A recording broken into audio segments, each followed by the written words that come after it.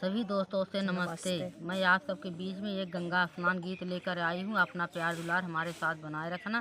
मेरे गीत को सभी बहनाओं अरदास कर रही हूँ कि गीत को सुनने के बाद कमेंट में जरूर बताना। प्रयाग में होता स्नान हो, स्वामी चल के नहाइला। प्रयाग में होता स्नान हो, स्वामी चल के नहाइला। चल के नहाइला स्वामी चल के नहाइला। चल के नहाइला स्वामी चल के नहाइला। कुंभ में हो स्नान हो, स्वामी चल के नहाइला। कुंभ में होता स्नान हो, स्वामी चल के नहाइला।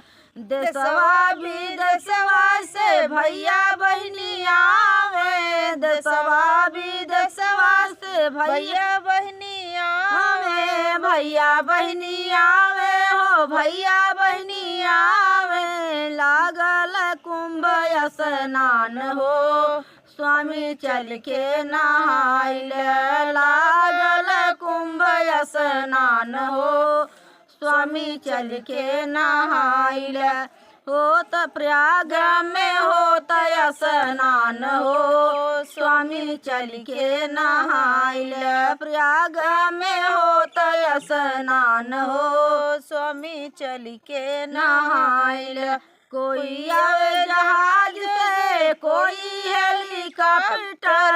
कोई आवे जहाज से, कोई हेलीकॉप्टर। कोई आवेला ट्रेन से, स्वामी चल के नहाइला। कोई आवेला ट्रेन से, स्वामी चल के नहाइला। प्रयाग में होता स्नान हो, स्वामी चल के नहाइला। कुंभ का होता स्नान हो, स्वामी चल के नहाइला।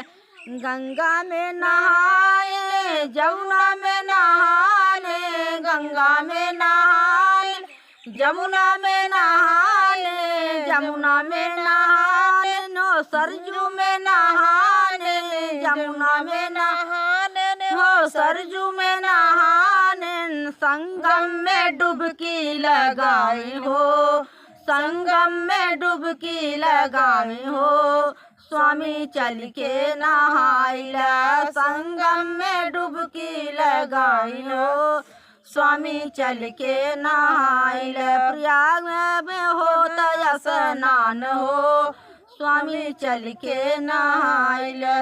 गंगा मैया दिहलिन आशीष हो, गंगा मैया दिहलिन आशीष हो, स्वामी चल के नहाइला। गंगा मैया दिहलिन आशीष हो, स्वामी चल के नहाइला। प्रयाग में होता स्नान हो, स्वामी चल के नहाइला। सभी बहनाओं से नमस्ते।